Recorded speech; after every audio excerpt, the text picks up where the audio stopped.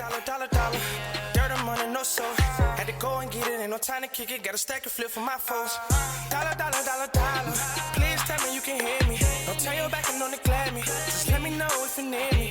Dollar. Let me watch out for my partners. Keep my money long, get my team strong. Let me run away from my problems. Yo, what's good, original crew? It's your boy DJ New Kid, your girl. Sierra Nicole. We're back on the channel with more cartoons. Hey, never float your boat. Don't float yours. Oh, we got cartoons you shouldn't watch in front of your kids. Now, I ain't gonna count. But some parents still do need to monitor their kids. Cause y'all kids be watching shit. Y'all don't. Because they don't understand that it has stuff in there that they don't. Not even see. just cartoons. A lot of stuff. But since we're talking about cartoons, They be letting their kids watch a lot of things, and I just be like, these kids nowadays grow up faster than the parents. The parents still be immature, and the kids be mature as hell. You be like, damn, bro, who you learn that from? Cause you ain't learn it from your parents. they still childish. Is it some cartoons you want to allow your kids to watch? well, see, I don't know what type of cartoons there are now. You know what I'm saying? So are you gonna let them watch your old cartoons? Mm-hmm. You're gonna put on Disney Plus and be like, here. Yeah. I feel you. Yeah. Roller Poly. Did you used to watch Roller Poly? Hell yeah, that was my shit. I watched this a couple weeks ago. I swear. Where do I be at? I was just like, do they got Roller Poly? I was like, oh, Rolly. With that being said, man, before we get into that, make sure you check out the links in the description box. Down below. You already know where to go, man. You want to first support, you got to do it. Check out down below. Also, if you enjoyed today's video, as always, lock it in with a thumbs up for us. Please. But let's go ahead and get into it. Let's check it out. Let's see what it's about. Whew, we crazy. You crazy. Animation isn't always meant for children. Sometimes it can get pretty dark, scandalous, and violent. But which of these works are among the most important to keep from impressionable eyes? Well, we're here to tell you about the cartoons you should never watch in front of your kids.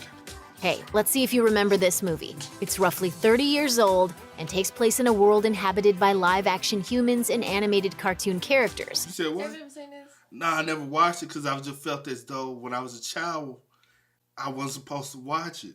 So I never watched it. You didn't think that. Yes, I did. Yes, I did. Because ain't this what, Roger Rabbit? Is it? Because ain't her name little Betty Bob? What is it? Betty Thought. Much of it takes place in a stylized, somewhat seedy vision of America in the 1940s. A world full of private detectives, small-time hustlers, and gorgeous dames concealing complex agendas. Tension seethes between the humans and the cartoons, and a reckoning is imminent. Luckily, an unlikely partnership between two people from both sides emerges, and the day is saved for human and cartoon alike. It's gotta be Who Framed Roger Rabbit, right? Wrong! We're talking about Cool World, which, despite its many similarities to the 1988 Disney classic, is distinguished by one massive difference. It is very much not for kids. Though it too tells the story of a down-on-his-luck dude inhabiting an animated landscape, the titular Cool World tempts him with all manner of R-rated debauchery, most prominently in the form of femme fatale Holly Wood. She longs to become a live-action Noid, a process she accomplishes by sleeping with our human protagonist. You might think Jessica Rabbit was raunchy, but she has nothing on Holly. She said she slept with the... So have you even heard of this before? No, I ain't never heard that one. Oh, okay. I done heard of the other one. You heard of this one? Where you be? Nah, we gotta start questioning your ass. Not question me about my roly-poly. Roly-poly. I'm grown. Now, you probably watch it. Who wants to become human, in large part to experience what human women feel when they do it with a man. If you're looking to share a groundbreaking fusion of live action and animation with your kids, stick to the denizens of Toontown, even with Jessica Rabbit's sordid games of patty cake. You can't talk about superheroes without talking about Stan Lee. Enough said. As Marvel's main man, he oversaw the creation of household names like Spider-Man, Black Panther, and the Hulk, He reshaped the tone of the entire genre, and he lived to see the transition of his characters from the page to the screen dozens of times over and became a pop culture icon in his own right. Of course, like any creator, not everything he made reached such heights of success. Sure, you've heard of the Fantastic Four, but you're probably less acquainted with later work like Hero Man, Romeo and Juliet, The War, or The Guardian Project, a team of superheroes based on hockey teams. Yet omnipresent or obscure, a Stan Lee creation can generally be depended upon to entertain fans of all ages, right? Well, not when it comes to Stripperella, a Spike TV cartoon that debuted in 2003. The Pamela Anderson helmed series is about as far from family-friendly as it gets. You used to watch this. No, I didn't. But I remember it. I'm like, oh, you want to talk about me? Because I remember Pam did have You want to talk about me and Cool World. And I remember used to Spike. watch this. No, I remember Spike TV though. You remember Spike TV? Yeah, I remember Spike TV. Spike TV had little Spike-ish types. I mean, hey. And this came out, I think, late night. So what was you doing up? Not on Spike TV. I was on TV. I was on Nick at Night, bro. Mm-hmm. Mondays, happy days. Wednesday, Thursday, happy days. Not stop. Saturday, what a day. Stars Erotica Jones. Yes, really, an exotic dancer who moonlights as a superhero. Only 13 episodes were made before it got canceled, probably because the world wasn't ready for a show that combined Stan Lee, Fabio, Mark Hamill, and Pamela Anderson. Which is too much. The years have seen Adult Swim throw all sorts of animated weirdness at the wall just to see what sticks. There are outright success stories with shows like Rick and Morty, The Venture Brothers, and other series that have made millions, changed the culture, and inspired imitators. And then there are the series like Moral Oral, a strange and sordid show that's impossible to imagine airing anywhere but within Adult Swim's sheltering embrace. A stop-motion series from the mid-2000s, Moral Oral is a parody of the Christian stop-motion series Davy and Goliath, and a devastating deconstruction of mid-century... You remember the first time we used to see stuff like this? Was what? Stuff like what? Like the animated style. Like looking like that? Yeah. What was the first joint? It is gonna be nostalgia for the OGs on the channel. Okay, now, tell y'all me, young tell bucks. me, so I can, cause my memory. Y'all not young good. bucks. I have something in mind. Say but I what- can't think of the name, but I have I could see the people in my head. Celebrity Deathmatch. Was it the first? I said one of the first Was time we it the seen stuff that looked like this. Now Celebrity Death, yeah. I wish they would bring that back because it was so lit. That was lit. And Celebrity Deathmatch was one of those cartoons that technically wasn't meant for kids. Yeah.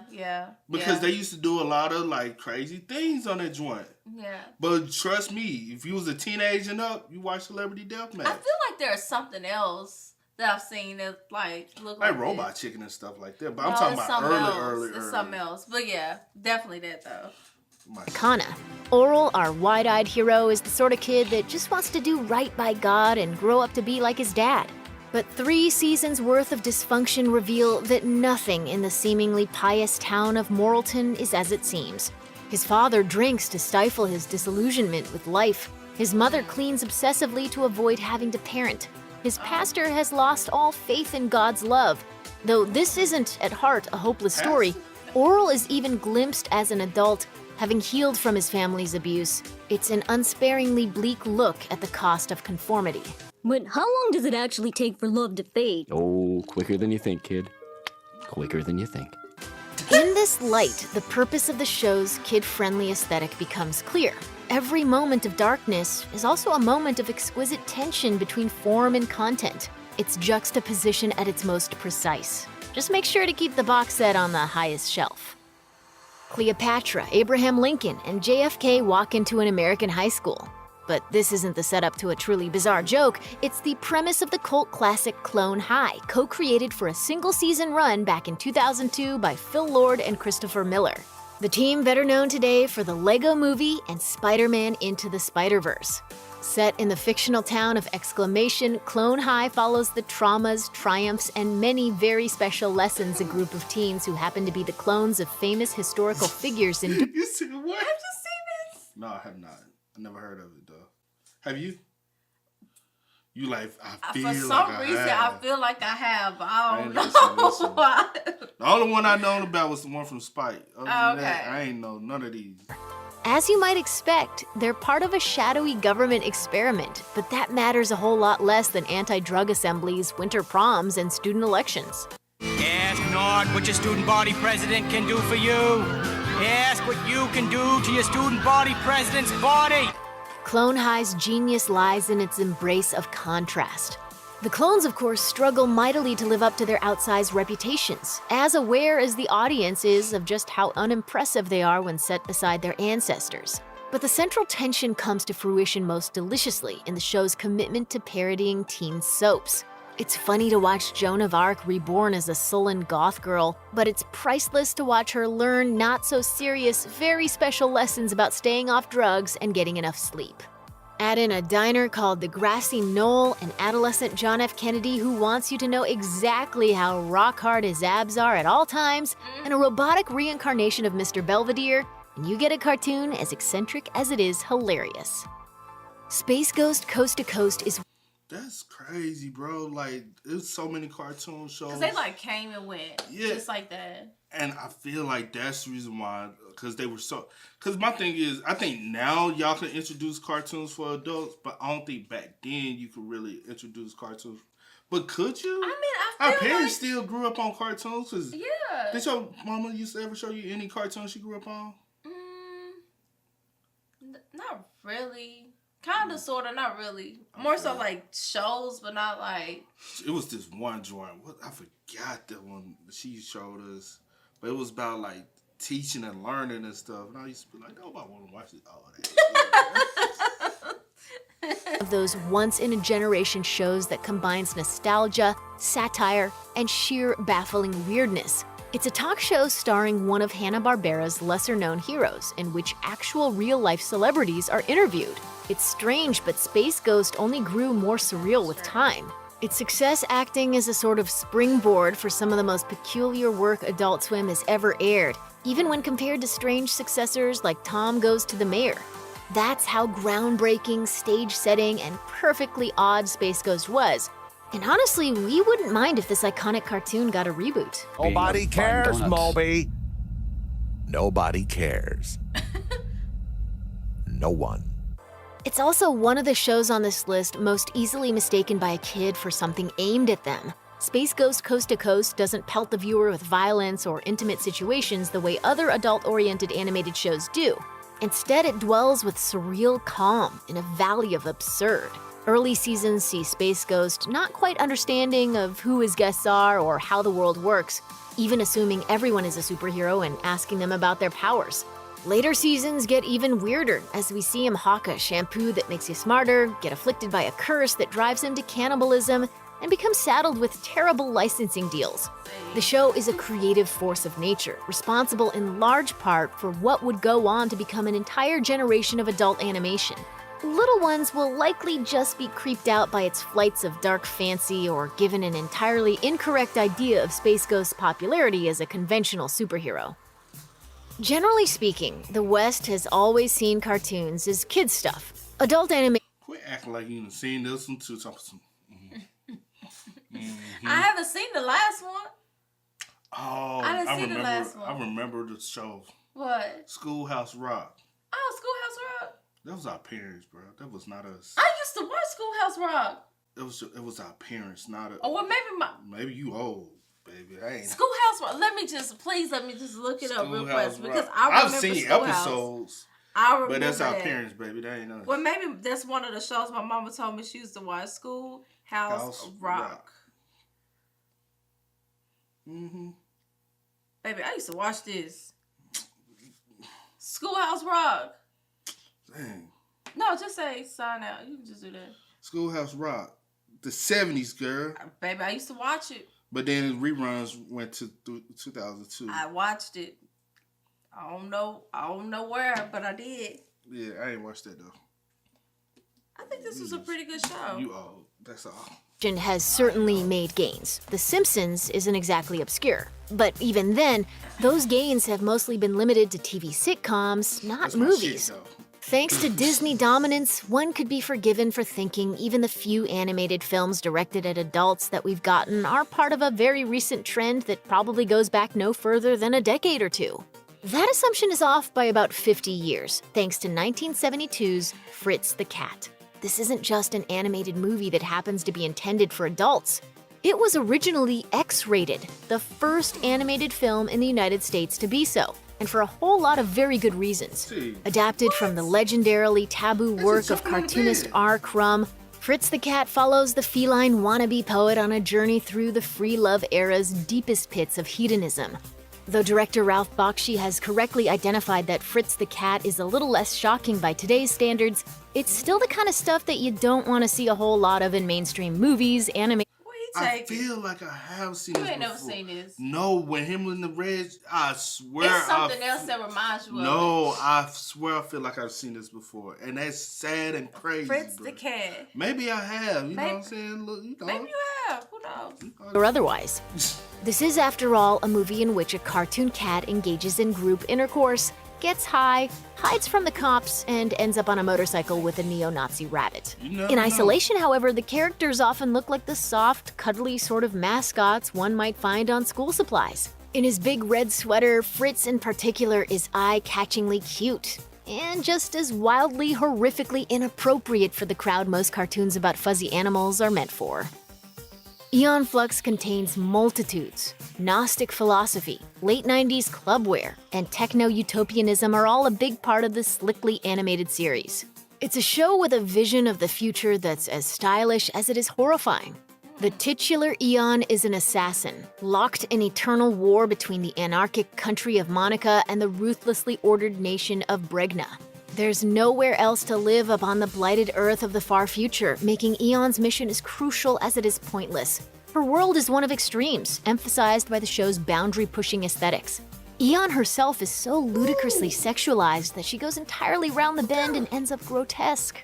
That purposefully off-putting style has its roots in animation of a very different sort, the kind for kids far too young for Eon Flux. Creator Peter Chung got his start working on Rugrats, the standard bearer of the lumpy 19... Now, how you go from that to this, honey? There was some... Look. You... Look, he probably threw some little stuff. That's the reason why I said Nickelodeon need a Nick Plus. You know how many shows?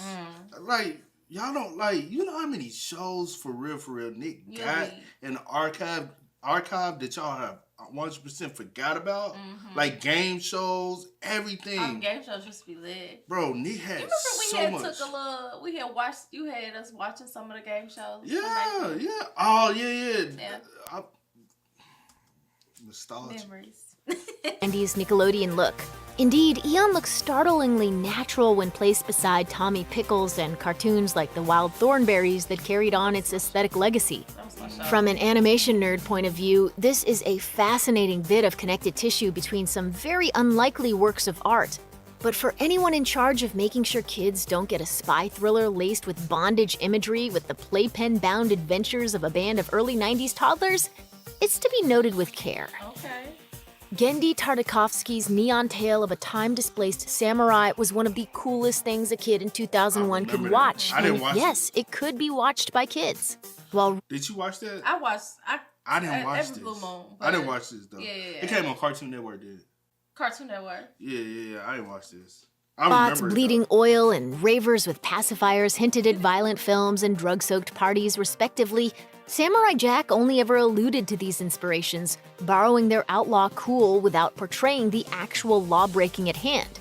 What resulted was a landmark achievement so beloved that it was given a chance to end its story properly, 13 years after it went off the air. Thus was born Samurai Jack's 5th season, which aired in 2017.